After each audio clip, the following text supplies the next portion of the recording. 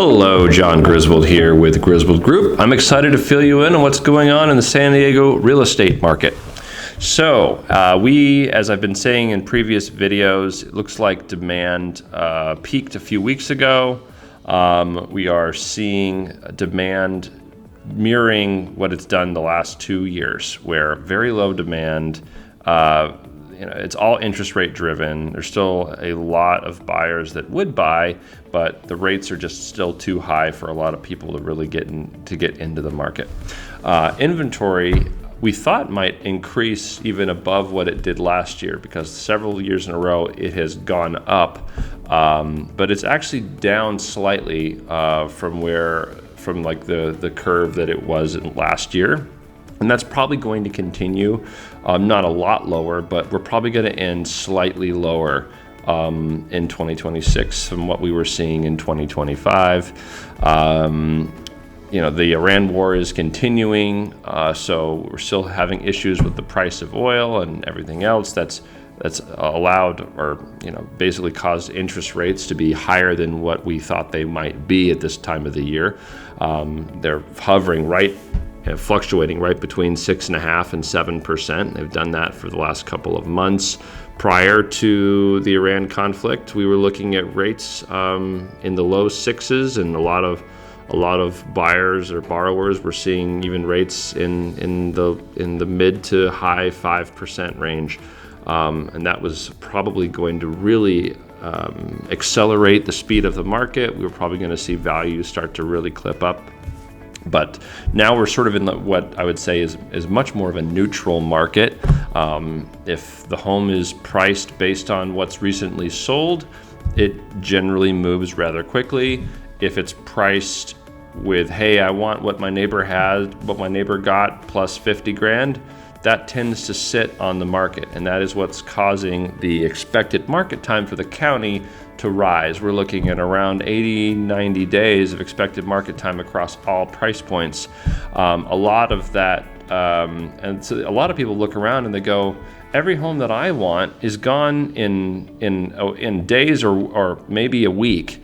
How is it that expected market time for the county is so large? It's because there's a handful of homes that have been just languishing on the market.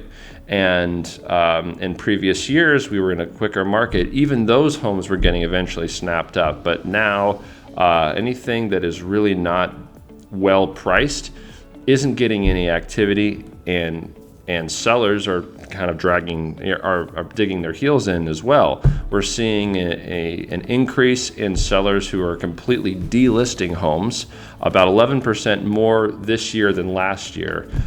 We saw this trend, like I said, last year as well, where there is a limit to what a homeowner is willing to do in terms of dropping their price to sell. There's a point where a lot of homeowners will opt to keep it as a rental, just not move, just change their plans rather than in their mind continue to chase price down.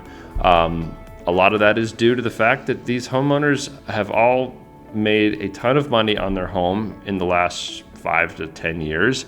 They're locked into very, very cheap money, and if they're not able to get what they want, it makes more sense to just wait. And so for those that are hoping that the market is going to come down considerably, I think you're going to be waiting a long time, because most of the county is in a very good financial position. The amount of distressed homes in the county is like a few percentage points right now, guys. So we're not in a situation where there's going to be any kind of a recorrection. If you can afford to get into the housing market, be shrewd. Make sure you're buying based on what's recently sold, and you're going to be successful.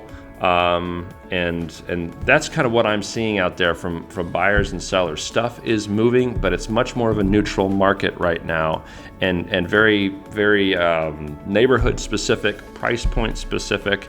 So it's allowed me to get really creative with just situational negotiating, and really understanding every little niche submarket. There's a lot going on right now. And so from my perspective, it's a fun time to be in real estate. When things are easy, it gets a little bit boring. Things are a little bit more challenging right now, and that's when folks like me get to provide a little bit more value to the consumer. So I hope all of this was helpful, and I would love to talk to you on the next one.